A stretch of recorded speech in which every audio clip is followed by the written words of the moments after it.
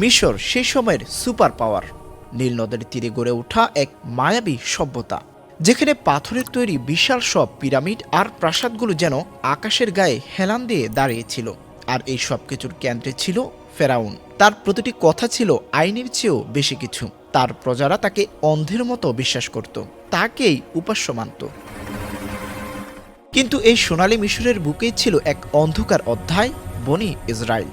একই আকাশ, একই বাতাস, অথচ তাদের জীবন ছিল জাহান্নাম। তাদের জন্য নির্দিষ্ট ছিল দাসত্ব আর লাঞ্ছনা। ফেরাউনের নির্দেশে বনি ইসরায়েলের পুরুষরা সারাদিন পাথর টেনে বিশাল সব ইমারত গড়ত, আর রাতে ক্লান্ত শরীরের চাবুকের দাগ নিয়ে ঘুমিয়ে যেত।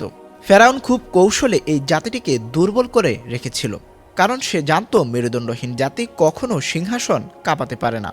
হঠাৎ এক রাতে ফেরাউনের প্রাসাদে নেমে এলো এক পিনপতন নীরবতা। তাফসীর ইবনে কাসির অনুযায়ী ফেরাউন স্বপ্নে দেখল বাইতুল মুকাদ্দাসের দিক থেকে ধেয়ে আসছে এক লেলিহান আগুন। সেই আগুন মিশরের প্রতিটি কিপ্তিদের ঘর জ্বালিয়ে দিচ্ছে, কিন্তু বনি ইসরায়েলের ঘরগুলো থাকছে অক্ষত। আতঙ্কে ঘুম ভেঙে গেল তার। দরবারে তলব করা হলো গণকদের।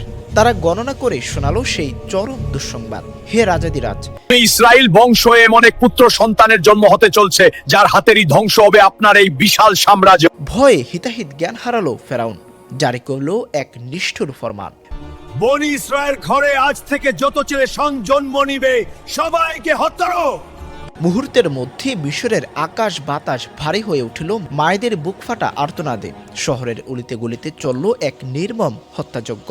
ঠিক এই চরম দুর্দিনে আল্লাহ তাআলা দুনিয়ায় পাঠালেন তার এক প্রিয় বান্দাকে, হযরত মূসা আলাইহিস সালামকে।